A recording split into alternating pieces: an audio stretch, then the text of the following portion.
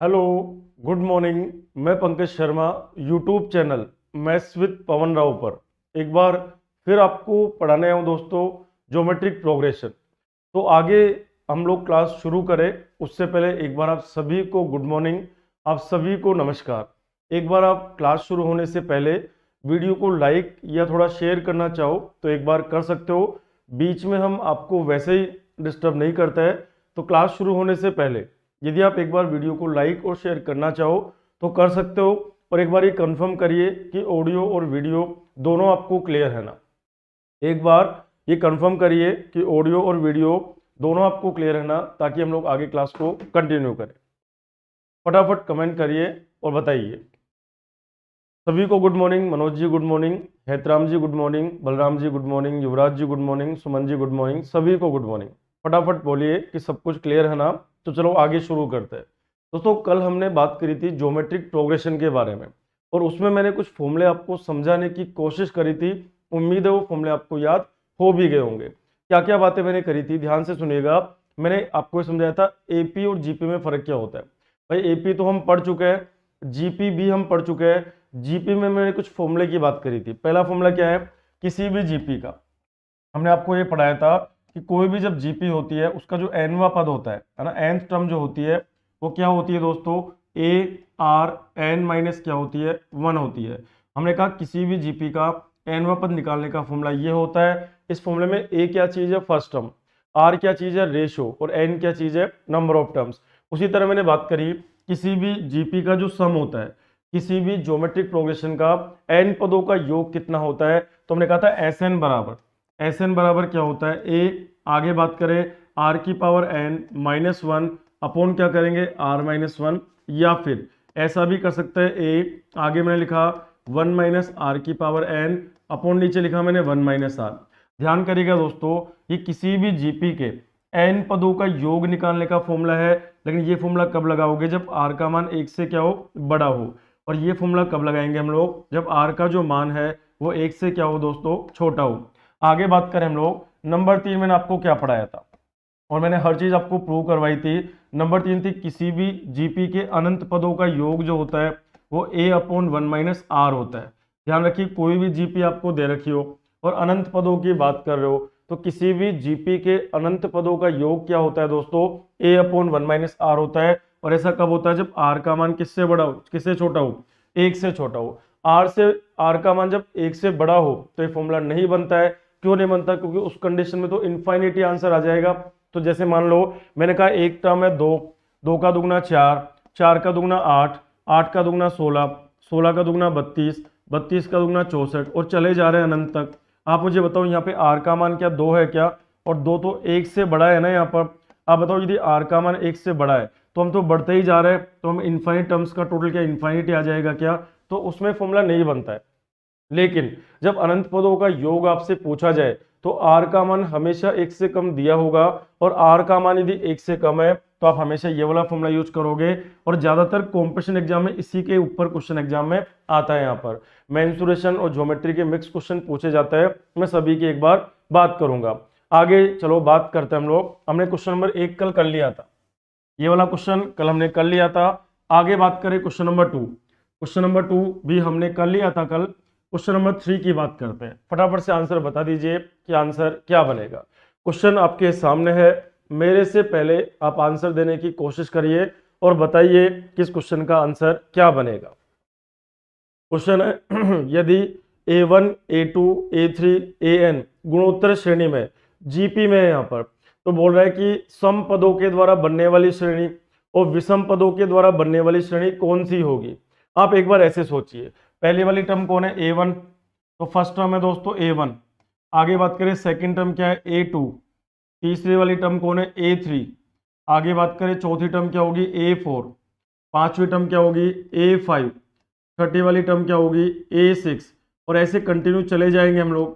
कितने पदों तक जा रहे हैं हम लोग, n पदों तक जा रहे हैं। और आपको ये दे रखा है कि ये किस में है, यहाँ पर जीपी में है। तो आपको ये दे रखा है यहाँ पर कि ये वाली चीज किस में है दोस्तों, यहाँ पर जीपी में आपको दे रखी है। कोई भी एक एग्जाम्पल ले लीजिए जीपी का, एक एग्जाम्पल ले लेते हैं हम लोग जीपी का। कोई भी एक एग्जाम्पल आप ले लीजिए। मान लो मैंने कहा पहली टर्म 2 है, 2 को 2 से गुणा करोगे 4 आ जाएगा क्या, 4 को 2 से गुणा करो क्या 8 आ जाएगा क्या, 8 को 2 से गुणा करो क्या 16 आ जाएगा क्या, 16 को जब 2 से गुणा करेंगे तो क्या 32 आएगा क्या, और 32 को जब 2 से गुणा करेंगे तो 64 आएगा क्या। तो आप मुझे बताओ क्या ये जीपी है क्या, तो आप बोलेंगे हाँ सर बिल्कुल जीपी है। अब ये क्या कह रहा है कि सम पदों के द्वारा बनने वाली श्रेणी, तो इवन ओड की बात कर रहा है कि सम पद, तो ये कौन सा होगा 1 2 3, तो ये तो इवन टर्म होगी, ये भी क्या होगी इवन टर्म होगी, ये भी क्या होगी इवन टर्म होगी, तो ये तो इवन टर्म हो गई। तो इवन टर्म से सीरीज क्या बनेगी, एक तो 4 बन गया, फिर क्या बनेगा 16 बनेगा, फिर क्या बनेगा 64 बनेगा। तो इवन टर्म्स क्या सीरीज यही बनेगी क्या, तो आप बोलेंगे हाँ सर जो इवन वाली टर्म्स है तो इवन टर्म से सीरीज यही बनेगी, तो आप बोलेंगे बिल्कुल यही बनेगी। उसी तरह ओड की बात करें हम लोग, मैंने कहा ओड नंबर से क्या बनेगा, जो ओड नंबर्स है उनसे क्या सीरीज बनेगी, तो ये ओड नंबर पे आ रहा है A1 फर्स्ट टर्म, ये कौन सा है ओड, ये भी क्या है यहाँ पर ओड टर्म है यहाँ पर, तो बताओ ये क्या है यहाँ पर 2, ये हमने करा 2, 2 के बाद में कौन आ रहा है ओड पे 8, तो हमने कहा 8, फिर 8 के बाद में कौन आ रहा है 32, तो हमने कहा 32। आप आराम से देख के बताइए कि दोनों की दोनों जो सीरीज है ये कह रहा है कि सम पदों के द्वारा बनने वाली श्रेणी, तो सम पदों के द्वारा तो ये श्रेणी बनेगी, और विषम पदों के द्वारा बनने वाली श्रेणी तो ये वाली बनेगी। तो आप मुझे बताइए यहाँ पे जब बात करें तो 4 को 4 से गुणा करो 16, 16 को 4 से करो 64, आगे भी चलते रहेंगे ऐसे हम लोग, 2 गुणा 4 8 और 8 गुणा 4 32। तो बताओ ये भी किस में है यहाँ पर जीपी में, और ये भी किस में दोस्तों जीपी में। तो आप मुझे बताइए क्या आंसर जीपी आ जाएगा क्या, तो आप बोलेंगे हाँ सर बिल्कुल आंसर हमारा क्या बन जाएगा जीपी आ जाएगा। उम्मीद है आपको ये चीज समझ में आ गई होगी। चलिए अगले क्वेश्चन की बात करते हैं, देखते हैं आप में से कौन आज आंसर नहीं आ रहे, बच्चे भी थोड़े कम है, तो एक बार आप लाइक कर सकते हो और आगे हम बात करेंगे।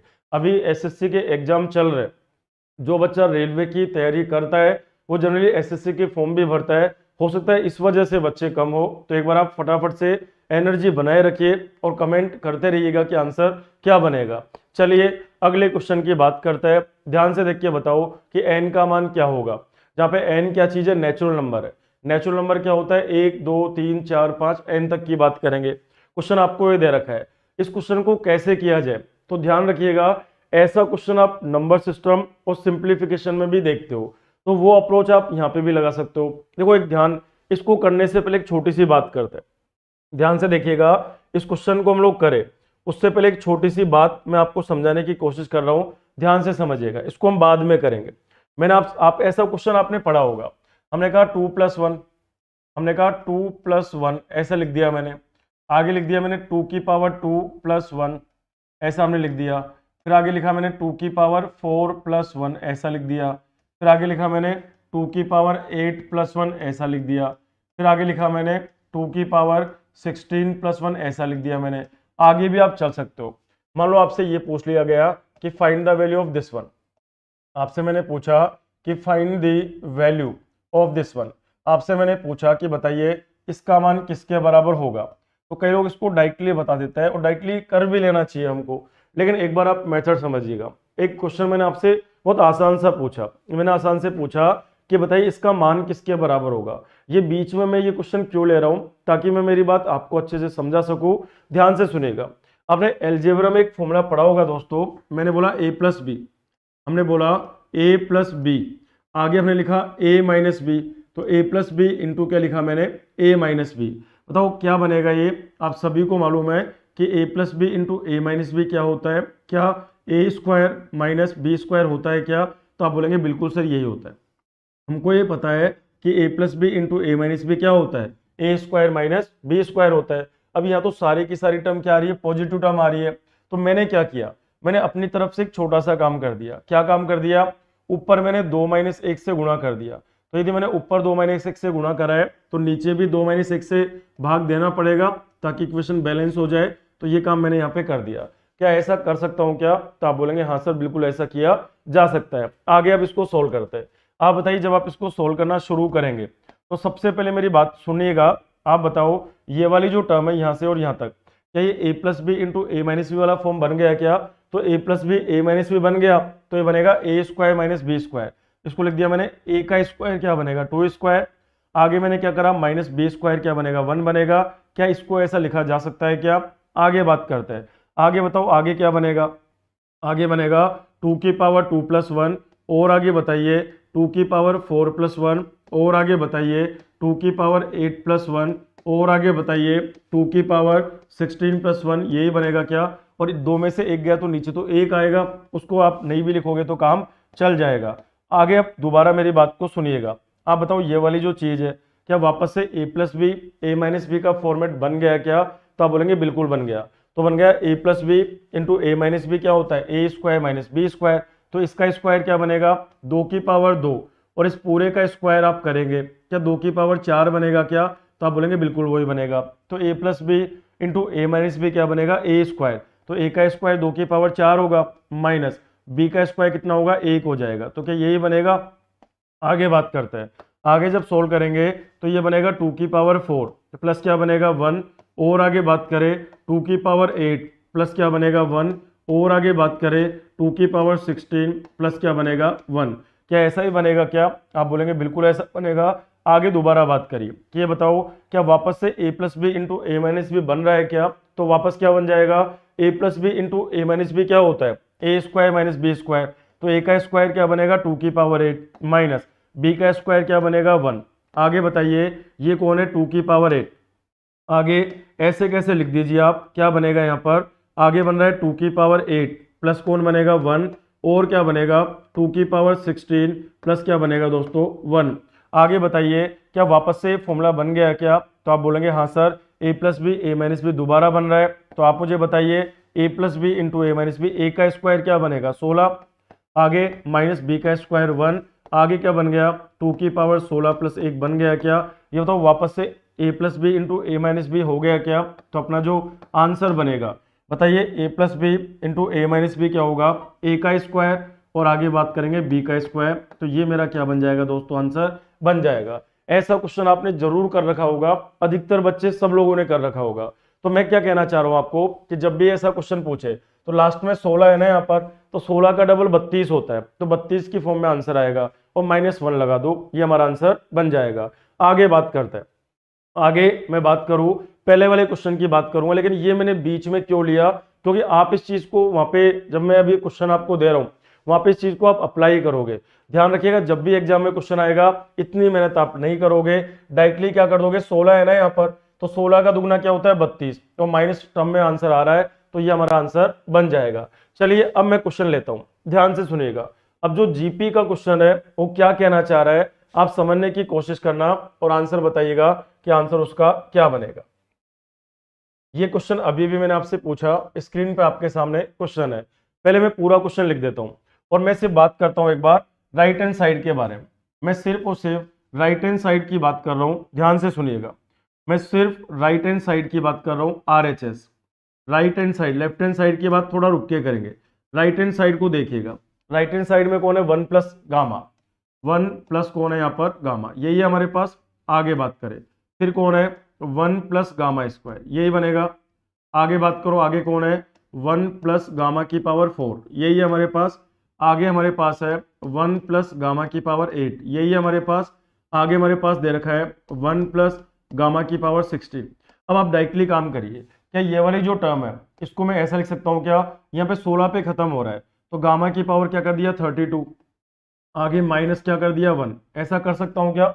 अब ध्यान से सुनिएगा कि क्या इस चीज को ऐसा लिख सकते हैं क्या? मैं इस तरीके से, हमने बोला क्या इसको ऐसे लिख दो? 1 माइनस गामा की पावर कितना लिखा? 32, और अपन नीचे क्या लिख दिया मैंने? क्या 1 माइनस गामा लिख सकता हूँ क्या?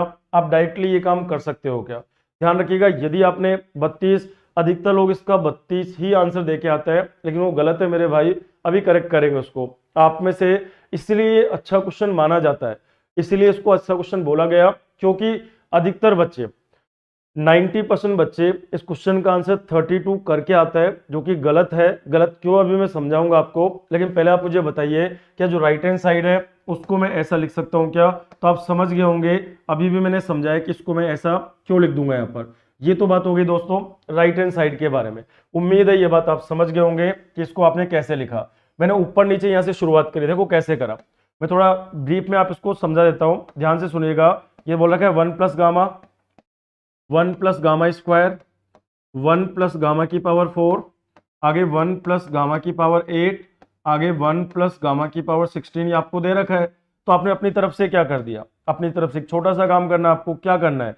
1 माइनस गामा से ऊपर मल्टीप्लाई करना है और 1 माइनस गामा से नीचे डिवाइड करना है। अब देखो यहाँ पे बात करो, ए plus B into A minus B square आ जाएगा, फिर ए plus B into A minus B 4 आ जाएगा, फिर ए plus B into A minus B 8 आ जाएगा, फिर ए plus B into A minus B 16 आ जाएगा, फिर ए plus B into A minus B 32 आ जाएगा। तो ये आ जाएगा हमारे पास में, ये तो समझ में आ रही है ना बात। और नीचे क्या बच जाएगा, 1 माइनस गामा बच जाएगा।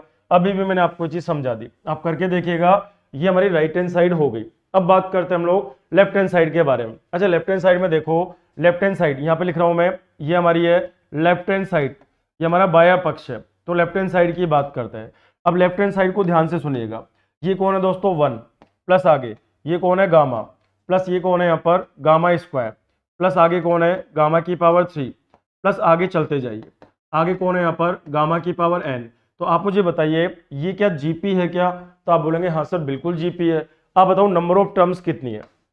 आप बताइए ये जो जीपी है, इस एक को हटा दो आप एक बार, तो 1 2 3 4 5 n टर्म और एक टर्म ये रही। तो आप बताओ क्या total number of term n+1 है क्या? तो टोटल नंबर ऑफ टर्म कितनी है, n+। मैं लिख देता हूँ यहाँ पर, ये क्या चीज़ है दोस्तों, टोटल नंबर ऑफ टर्म्स। तो टोटल कितने पद है यहाँ पर, n पद नहीं है, n+1 पद है यहाँ पर। आप गलती यही कर देते हो, आप n पद मान लेते हो। आप क्या करेंगे, 1 2 3 4 n चल रहा है ना ये, इस एक को एक बार मिटा दो। ये पहला 1 2 3 4 5 n तक है, तो n पद तो ये हो गए, और एक पद यहाँ पहले भी तो था भाई, +1 भी तो लिखा हुआ है ना यहाँ पर, तो +1 भी यहाँ पर लिखा हुआ है। तो आप बताओ क्या ये जीपी बन गई क्या? और जीपी बन गई कितने पदों की, n+1 पदों की बन गई। आप बताओ जीपी का फॉर्मूला क्या होता है टोटल निकालने का? तो ए आगे 1 को पहले लिख लो, तो 1 माइनस आर की पावर n अपॉन क्या 1 माइनस आर, यही पढ़ाया था क्या मैंने आपको?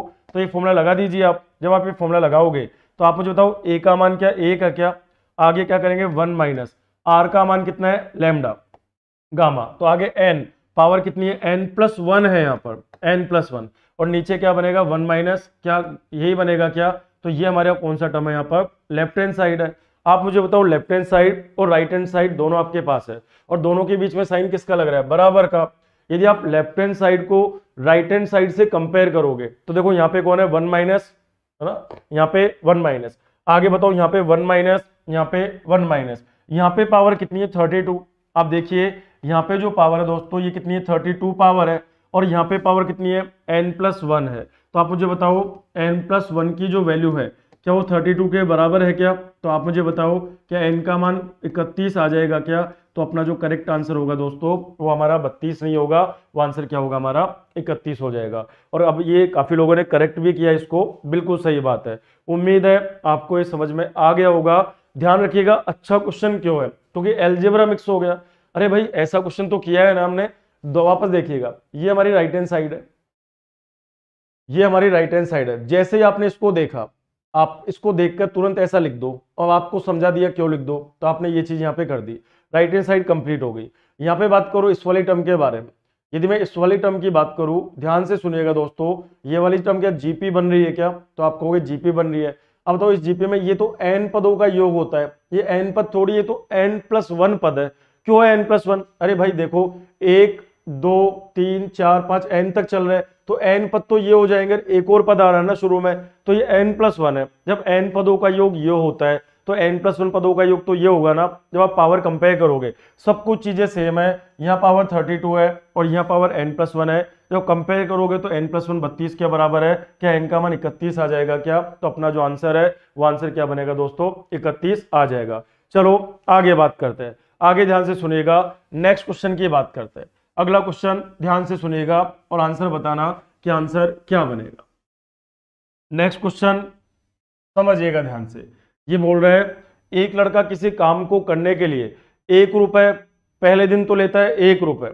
ध्यान रखना, एक लड़का है, एक लड़का किसी काम को करने के लिए पहले क्या करता है, पहले 1 रुपए, दूसरे दिन क्या करता है 2 रुपए, तीसरे दिन क्या करता है 4 रुपए, और इसी प्रकार लेता रहता है।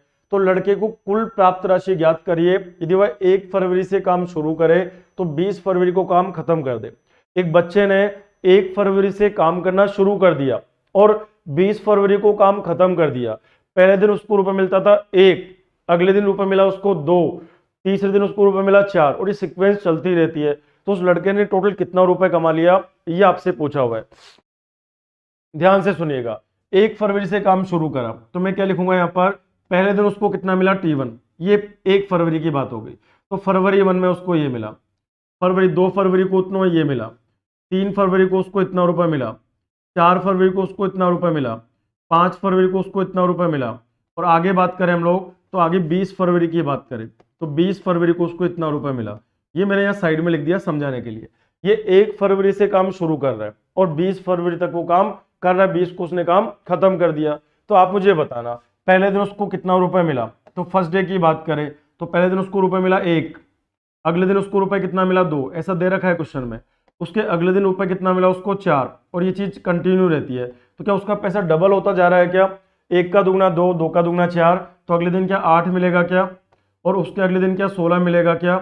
और हमको ऐसे पता करना है कि टोटल उसकी कमाई कितनी हो गई, टोटल उसकी कितनी कमाई हो गई ये आपको पता करना है। तो कितने पदों का योग निकालना है आपको, 20 पदों का योग निकालना है। आप मुझे बताइए यहाँ पर ए का मान कितना बनेगा।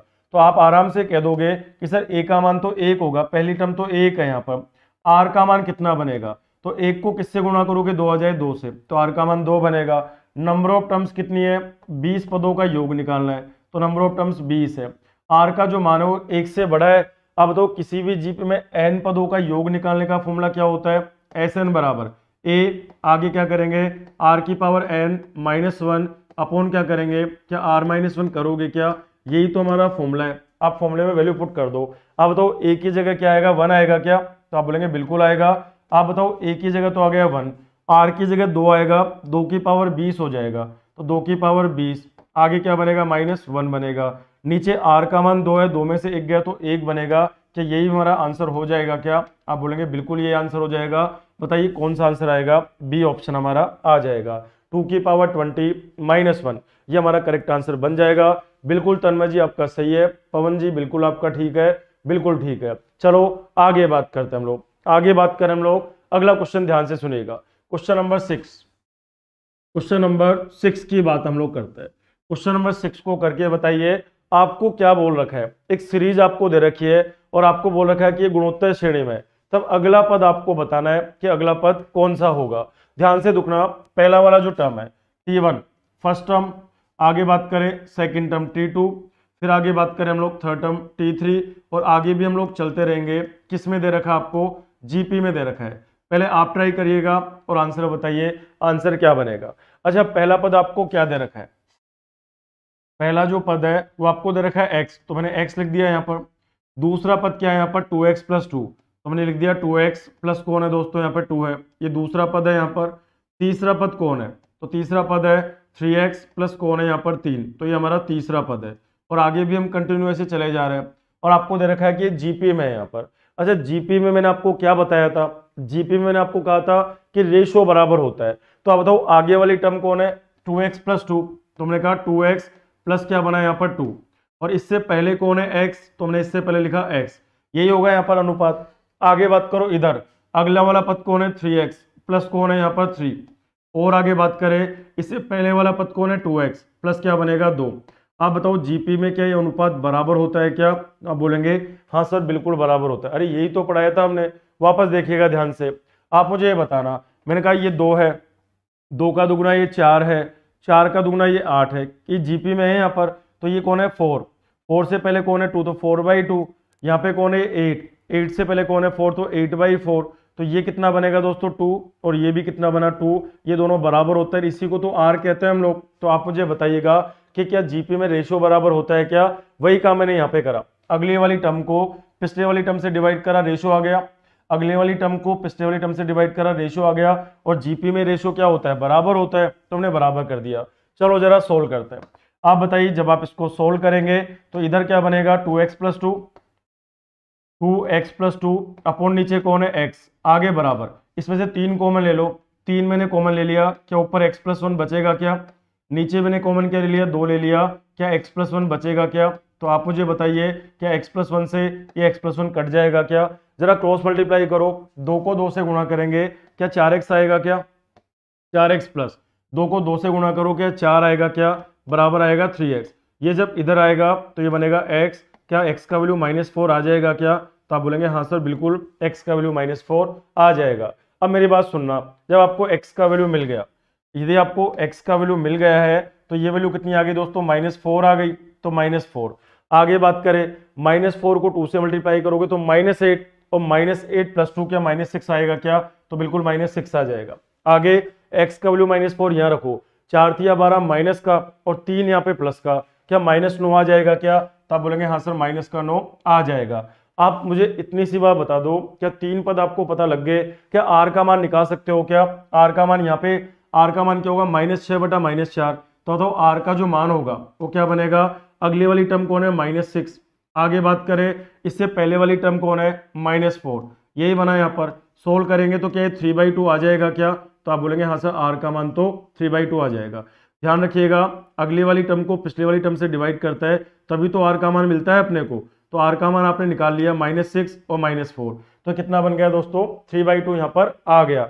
आगे बात करता है, यदि मैं इसको 3/2 से मल्टीप्लाई कर दूं, -9 को आगे 3/2 से मल्टीप्लाई कर दो तो 9 तिया 27/2, क्या माइनस का 13.5 आएगा क्या, तो अपना जो आंसर है वो आंसर आएगा -13.5, डी ऑप्शन हमारा आ जाएगा।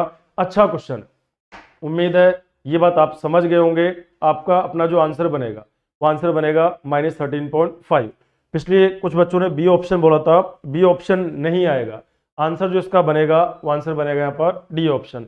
इसका एक स्क्रीनशॉट आप ले सकते हो, अच्छा क्वेश्चन था। ध्यान रखिएगा जीपी में क्या बराबर होता है दोस्तों, रेशो बराबर होता है। चलिए अगले क्वेश्चन की बात करते हैं, सुनिएगा अगला क्वेश्चन।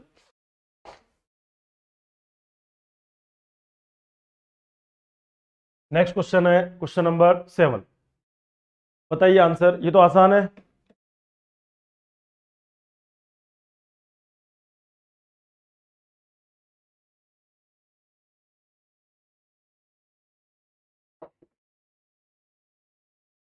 क्वेश्चन सुनिएगा, पहली वाली टर्म क्या है 2, अब ये तो आसान है ना यहाँ पर, ये तो बिल्कुल सिंपल सा क्वेश्चन है। फर्स्ट टर्म क्या है दोस्तों 2, सेकंड टर्म जो है वो कौन सी है a, थर्ड टर्म जो है हमारे पास वो कौन है यहाँ पर 2 की पावर 3। आगे बात करें, चौथी जो टर्म है वो क्या है हमारे पास में b।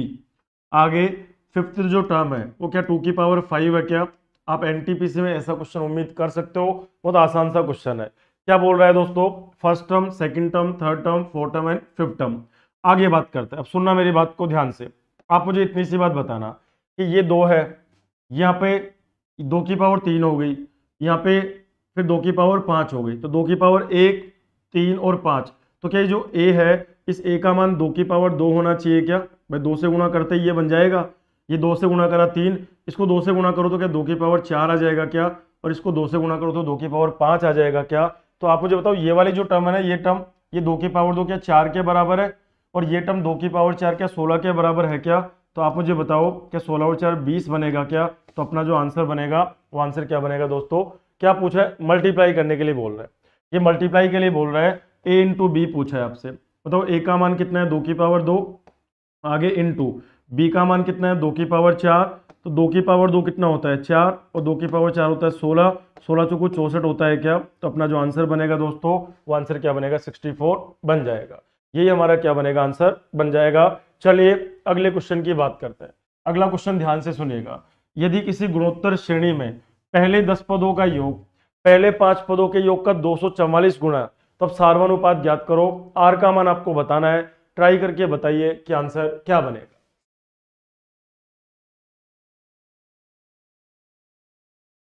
तसल्ली से आप इसको ट्राई करके बताइए कि आंसर क्या बनेगा।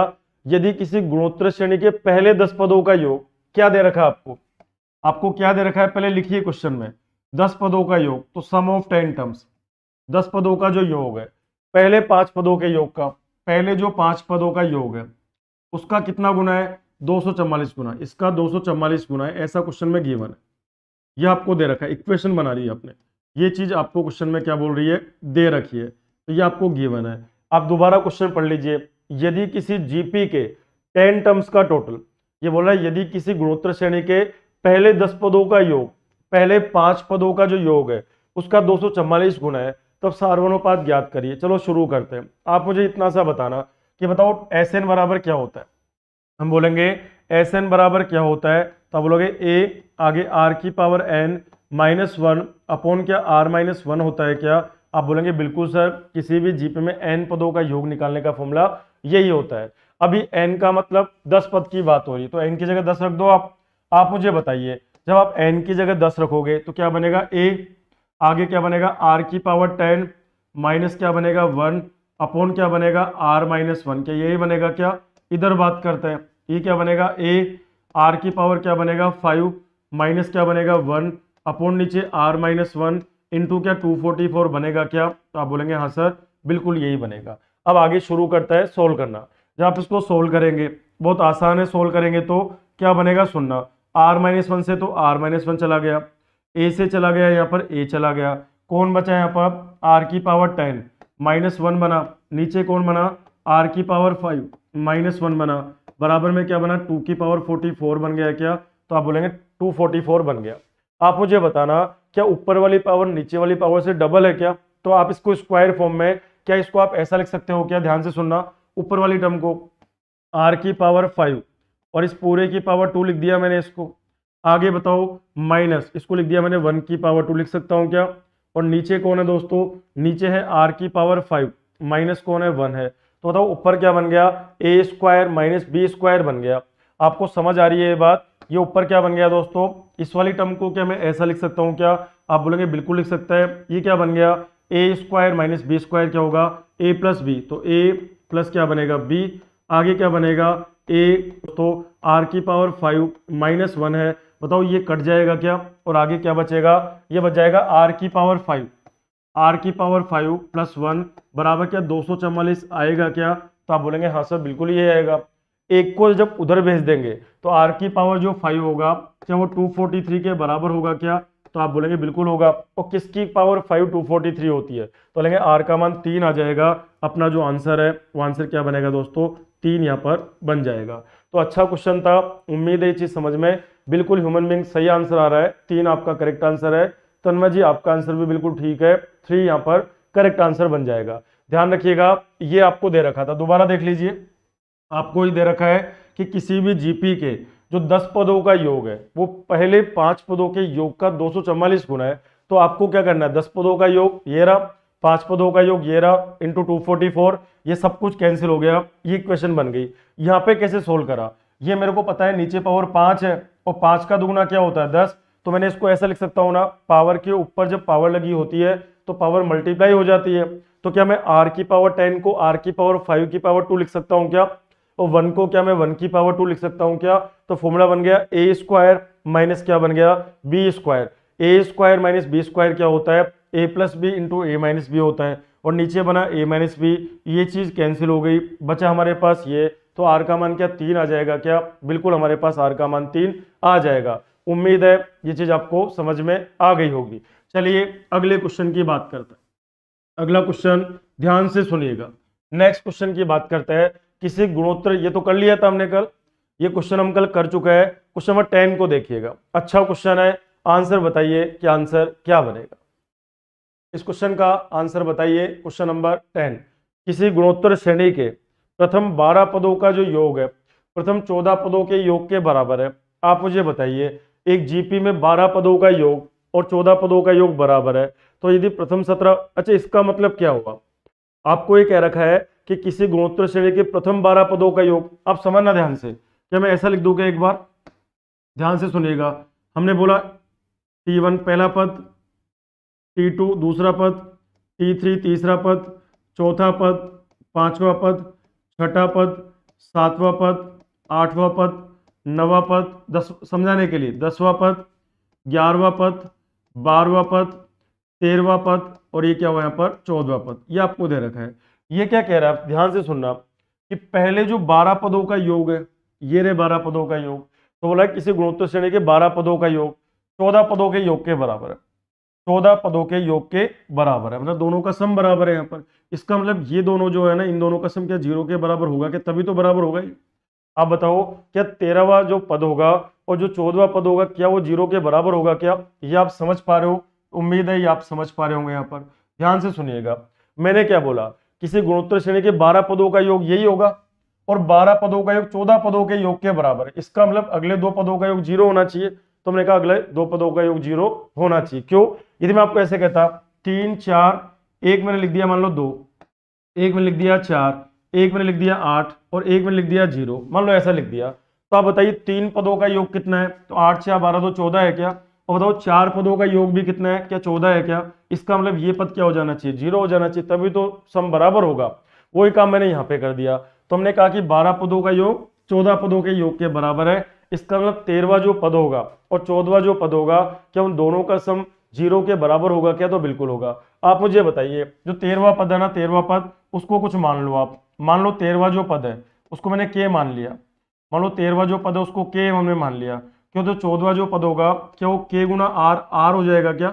वो यही तो बनेगा भाई। जीपी में क्या करते हैं? इसको आर से गुणा करो, आर से आर से आर से गुणा करते चलता है। तो यदि मैं 13वें पद को के मान लूं, क्या 14वां पद के गुना आर हो जाएगा क्या? और इन दोनों का योग, इन दोनों का योग क्या बनेगा? के प्लस क्या बनेगा? के आर।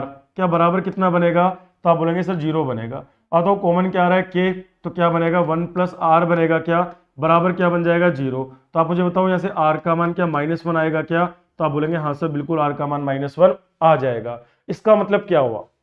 इसका मतलब ये हुआ कि जो पहला पद होगा वो ए है, इसको आप -1 से मल्टीप्लाई करो तो ये -a है, फिर -1 से मल्टीप्लाई करो a, फिर -a, फिर a, फिर -a, फिर a, फिर -a, फिर a, फिर -a, फिर a और फिर -a और फिर क्या आ जाएगा? ये a, फिर आ जाएगा -a। क्या ऐसे ही बनेगा क्या?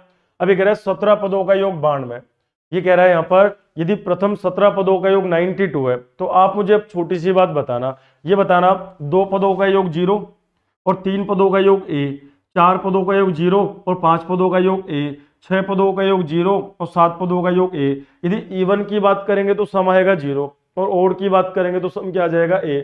तो यहाँ पे ओड है कि इवन है? तो ओड है। तो बताओ क्या a का मान 92 आ गया क्या? तो आप बोलेंगे हाँ सर a का मान 92 आ गया। तो आप मुझे बताओ आपसे क्या पूछ रहे हैं? उसी गुणोत्तर श्रेणी का तीसरा पद क्या होगा? तो तीसरा पद क्या ए हो जाएगा क्या? तो अपना जो आंसर बनेगा वो आंसर क्या बनेगा दोस्तों? 92 बन जाएगा। बिल्कुल तन्मय जी, बिल्कुल शिवराम जी, सही है। अच्छा लॉजिकल क्वेश्चन था, ध्यान से सुनिएगा। आपको क्या बोल रहा है कि किसी जीपी के 12 पदों का जो योग है वो 14 पदों के योग के बराबर है। इसका मतलब एक चीज तो बिल्कुल क्लियर है कि 13वां पद और 14वें पद का योग 0 के बराबर है। तो हमने कहा 13वां पद को मैंने के मान लिया, तो 14वां पद क्या होगा? आर से गुणा करने पे तो 14वां पद मिलेगा, तो के गुणा आर हो जाएगा। तो के प्लस के आर का वैल्यू 0 के बराबर है। तो यहाँ से आर का मान क्या -1 आ जाएगा क्या? तो बिल्कुल -1 आ जाएगा। अब बताओ आर का मान -1, यदि पहला पद ए है तो -1 से मल्टीप्लाई करते चलो। तो आप मुझे बताना यदि इवन की बात करेगा, यदि वो इवन की बात करेगा तो सम आएगा 0। और देखो इवन, ये दोनों इवन है ना, यहाँ पर 2 पद, तो ए से ए कट जाएगा, 0 आएगा। और जब 3 पदों की बात करेगा तो 0 में ए जुड़ जाएगा तो ए आ जाएगा।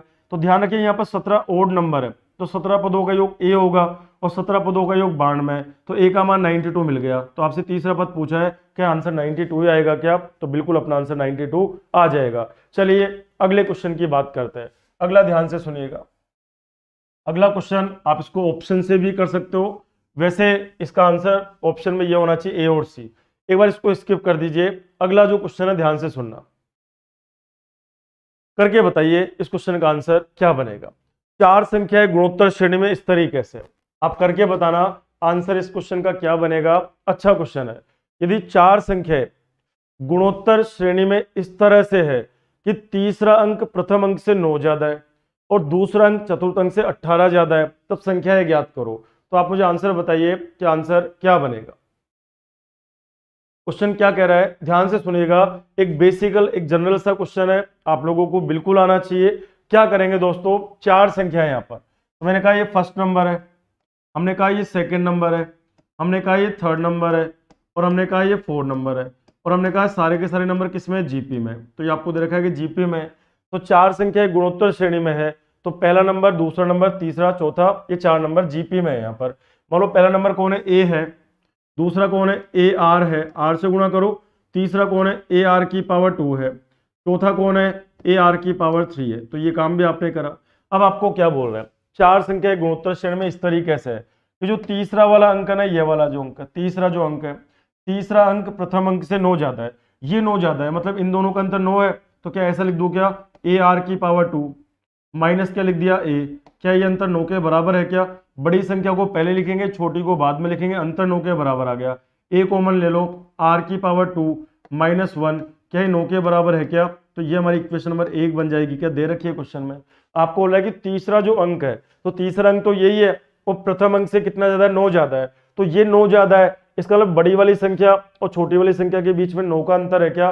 तो एक इक्वेशन तो यहां से बन जाएगी। आगे बात करते हैं हम लोग। अब क्या बोल रहे हैं? द्वितीय अंक चतुर्थ अंक से 18 ज्यादा है। ये जो दूसरा वाला अंक है वो चौथे वाले अंक से 18 ज्यादा है, तो ये ज्यादा है 18। तो बड़ी संख्या कौन सी है? ये ए आर। और आगे बात करें माइनस, ये कौन है? ए आर की पावर कौन है यहाँ पर? 3। और इनका अंतर क्या 18 के बराबर है क्या? कॉमन क्या आ रहा है? ए आर कॉमन आ रहा है। क्या बनेगा? 1 माइनस आर की पावर 2 कॉमन बराबर क्या? 18 बनेगा क्या? ये हमारी इक्वेशन नंबर 2 आ गई। तो ये हमारी 2 इक्वेशन आ गई। अब बताओ इक्वेशन 2 को आप 1 से डिवाइड करो एक बार। जब आप डिवाइड करोगे, यहाँ पे करके देखते हैं हम लोग। ये इक्वेशन क्या है? A R. आगे बात करें 1 माइनस कौन है? आर की पावर 2, इक्वेशन नंबर 2 है ये। और ये कौन है यहाँ पर? ए। आगे बात करें आर की पावर 2 माइनस क्या है? 1। जब डिवाइड करोगे ये 18 और ये 9, क्या 2 आ जाएगा क्या? तो बिल्कुल ये 2 आ जाएगा। सोल्व कर लेते हैं इसको हम लोग। जब आप सोल्व करेंगे तो क्या बनेगा? ये देखो ए से तो गया ए, ये उल्टा है यहाँ पर, ये 1 माइनस आर स्क्वायर है, या आर स्क्वायर माइनस 1 है, तो ये भी कट जाएगा, -1 बचेगा यहाँ पर। तो बताओ आर की जो वैल्यू है क्या वो -2 आ जाएगी क्या? तो आप बोलेंगे हाँ सर, आर की वैल्यू -2 आ जाएगी। आर की वैल्यू आपको मिल गई। अब देखो आर की वैल्यू या तो यहाँ रख दो या यहाँ रख दो, तो आपको ए का वैल्यू भी मिल जाएगा। अब तो -2 का स्क्वायर कितना बनेगा? यहाँ रख के देखो आप मुझे बताइए, -2 का स्क्वायर 4 और 4 - 1 3 बनेगा क्या? तो 3a बराबर 9। तो बोलेंगे 3a बराबर 9, तो क्या a का मान 3 आ जाएगा क्या? आप बोलेंगे बिल्कुल a का मान 3 आ जाएगा। अब आप मुझे बताइए, a का मान आ गया 3 और r का मान 2, तो 2 से गुणा करो -6, आगे -2 से गुणा करेंगे तो 12, और फिर -2 से गुणा करेंगे तो -24। बताइए ऐसा कोई ऑप्शन है क्या? 3 6 12 24, 3 पॉजिटिव 6 नेगेटिव, 12 पॉजिटिव 24 नेगेटिव, तो आंसर क्या सी बनेगा क्या? बिल्कुल हमारा आंसर क्या बनेगा? सी बनेगा। तो अपना जो आंसर है वो आंसर सी आएगा। क्वेश्चन को आप पहले आराम से पढ़िएगा, अच्छा क्वेश्चन है, वापस देखिएगा। हमने क्या बोला कि पहली टर्म को मैंने मान लिया ए, फर्स्ट टर्म हमारे पास ए, इसको आर से मल्टीप्लाई करा, ये सेकंड टर्म आ गई। फिर मैंने आर से मल्टीप्लाई करा, थर्ड टर्म आ गई। फिर मैंने आर से मल्टीप्लाई करा, फोर्थ टर्म आ गई। तो ये हमारी 4 पद है, 4 अंक है यहाँ पर। क्वेश्चन में क्या बोल रहा है कि चारों जीपी में, तभी तो ऐसा माना है हमने। अब क्या बोल रहा है कि तीसरा जो अंक है प्रथम अंक से 9 अधिक है, तो ये जो तीसरा वाला अंक है ना, ये पहले वाले अंक से 9 ज्यादा है। तो इसका मतलब ये 9 ज्यादा है ना, तो बड़ी वाली संख्या और छोटी वाली संख्या इनमें अंतर 9 का है। यदि 10 है तो 10 में 9 ज्यादा 19 है, तो अंतर कितना हो गया? 9 का। उसी तरह दूसरी वाली संख्या चौथी संख्या से 18 ज्यादा है, तो इन दोनों का अंतर 18 के बराबर है। इक्वेशन 2 को मैंने 1 से डिवाइड करा तो a से a कट गया। ये कैसे कट गया? देखो 1 माइनस आर स्क्वायर तो ऊपर है और आर स्क्वायर -1 नीचे है, तो इसको ऐसे लिख दो, -1 कॉमन ले लिया तो ऊपर लिख दो आर स्क्वायर -1। क्या बताओ ऊपर वाली पद को ऐसा लिख सकते हैं क्या? नीचे कौन है? आर स्क्वायर -1 कर सकते हैं ना ऐसा। नेगेटिव आर स्क्वायर और नेगेटिव नेगेटिव पॉजिटिव 1, तो ये कट जाएगा तो माइनस बच गया, तो -1 बच गया। तो बताओ यहाँ पे r बराबर क्या? -2 आ जाएगा क्या? r की वैल्यू को आप यहाँ पुट कर दो तो a का मान मिल जाएगा। और जब a भी आपके पास है और r भी आपके पास है, तो अपना जो आंसर बनेगा वो आंसर क्या बनेगा दोस्तों? यहाँ पर सी ऑप्शन बन जाएगा। ये क्वेश्चन थोड़ा मिसप्रिंट है, इसको मैं स्किप कर रहा हूं। अगला क्वेश्चन देखिएगा। अगला क्वेश्चन आपके सामने है, क्वेश्चन नंबर 14। ट्राई करके बता दो कि आंसर क्या बनेगा। एक गुणोत्तर श्रेणी का पहला, चौथा और 10वां, एक तो पहला T1, एक चौथा T4, एक कौन सा 10वां T10, ये आपको दे रखा है। आपको एक तो पहला पद दे रखा है, पहला पद, एक कौन सा है? चौथा पद, और एक 10वां पद। तो आपसे क्या पूछ रहा है? के का मान बताइए। आप बताओ पहला पद क्या होता है? ए होता है क्या? तो पहला पद ए होता है। और बताओ पहला पद किसके बराबर दे रखा है? m की पावर -4, ये गिवन है आपको, m की पावर -4 आपको गिवन है। आगे बात करते हैं, चौथा पद क्या होगा? क्या चौथा पद ए आर की पावर 3 होगा क्या? पढ़ा रखा है ये तो। आगे अब तो ये किसके बराबर है? तो ये m की पावर k के बराबर है, और k का मान आपको पता करना है, तो ये भी आपको दे रखा है। 10वां पद किसके बराबर है? तो 10वां पद क्या होगा? a r की पावर 9 होगा क्या? तो बताओ ये किसके बराबर है? ये m की पावर 32 के बराबर है, ये m की पावर 32 के बराबर है। अब आप मुझे बताना, a का मान है ना हमारे पास, इस a की वैल्यू को उठा के उधर ले जाओ आप। ये जो a है ना, इस a की वैल्यू को उधर रख दो आप। चला रख के देखते हैं हम लोग। आप मुझे बताना, ये जो a है, इस a की वैल्यू को इधर से उठा के इधर रख दो आप, तो आप बताओ a की वैल्यू m की पावर -4 है ना, तो a की वैल्यू बन गई m की पावर -4 बन गई, ये बन गई यहाँ पर। आगे बात करें r की पावर कौन है 9, बराबर क्या है m की पावर 32 है क्या, तो आप बोलेंगे बिल्कुल यही है। अब आप मुझे बताना ये वाली जो पावर है जब उधर जाएगी तो क्या ऐसे कर दूं क्या, इसको उधर ले जाएंगे तो ये बनेगा m की पावर -4 बनेगा क्या, तो आप बोलेंगे बिल्कुल यही बनेगा। और ये वाली पावर जब ऊपर जाएगी तो पॉजिटिव हो जाएगी, तो आप मुझे बताओ r की पावर 9 जो है क्या वो 36 r की पावर m की पावर 36 हो जाएगी क्या, तो आप बोलेंगे बिल्कुल हो जाएगी। आगे बात करें जब मैं यहाँ से सोल्व करूंगा तो क्या r का जो मान है तो क्या m की पावर 4 हो जाएगा क्या, तो आप बोलेंगे हाँ सर बिल्कुल ये हो जाएगा। उम्मीद है यहाँ तक की बात आपको समझ में आ गई होगी। दोबारा देखिएगा, आगे ध्यान से सुनना। मैंने क्या बोला, ये हमारी फर्स्ट टर्म है, हमने बोला ये जो है दोस्तों ये हमारा कौन सा है पहला पद है, फर्स्ट टर्म है। ये हमारी कौन सा है फोर्थ टर्म, ये चौथा पद है। ये हमारा कौन सा है 10वां, ये हमारी 10th टर्म है। अब सुनना ध्यान से, पहला पद क्या दे रखा है आपको m की पावर -4, चौथा पद आपको क्या दे रखा है m की पावर k, और 10वां पद आपको क्या दे रखा है m की पावर 32 आपको दे रखा है। सोल्व कर लेते हैं इसको। तो आप मुझे बताना इस a की वैल्यू को उठा के मैंने इधर रख दिया, तो a की वैल्यू कौन है m की पावर -4 है, और r की पावर 9 बराबर m की पावर 32 है। तो इस a को मैं इधर ले गया नीचे, आप a को जब नीचे ले जाओगे इसके तो a का मान कितना है m की पावर -4, और कोई भी पावर जब ऊपर से नीचे या नीचे से ऊपर आएगी तो नेगेटिव होती है। तो आप बताओ ये नेगेटिव है तो ऊपर जाके पॉजिटिव हो जाएगी, तो 32 + 4 36 हो जाएगा क्या, तो 9 यहाँ पे तो r की पावर 9 है और यहाँ m की पावर 36 है, तो क्या मैं ऐसा कर दूं r की पावर 9 बराबर m की पावर 36 है, और ये जब पावर उधर जाएगी तो क्या 1/9 हो जाएगी क्या, और इसको मल्टीप्लाई करोगे तो 4 आ जाएगा क्या, तो बिल्कुल आ जाएगा। अब आगे इधर चलते हैं हम लोग, आप अब आगे ध्यान से सुनिएगा। इसमें बताओ a का मान कितना है, आप बोलेंगे m की पावर -4 है, आगे इनटू r का मान कितना है, आप बोलेंगे m की पावर 4 है, और इस पूरे की पावर कितनी है 3 है, बराबर क्या m की पावर k है क्या, आप बोलेंगे बिल्कुल यही है। तो आप बताओ ये क्या बनेगा m की पावर -4 इंटू पावर के ऊपर पावर तो मल्टीप्लाई होगी, तो m की पावर बनेगी 12, बराबर क्या बनेगी m की पावर k बनेगी क्या, 12 प्लस का और 4 माइनस का, क्या m की पावर 8 बनेगा क्या, और ये बनेगा m की पावर k।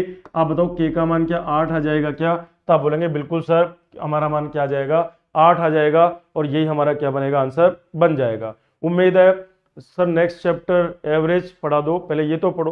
तो आज के लिए हम क्लास यहीं ऑफ करेंगे, क्योंकि बच्चे भी आज थोड़े कम है, तो आगे कल इसको हम खत्म करा देंगे। कल आपका एपी जीपी एचपी सारा पूरा करवा देंगे। कल हम लोग ये जीपी के 2-4-5 क्वेश्चन और कर लेंगे, और एचपी को ज़्यादा नहीं है, एचपी 10-1 मिनट का है, तो कल आपका ये पोर्शन पूरा हम लोग करवा देंगे। तो आज के लिए इतना ही है।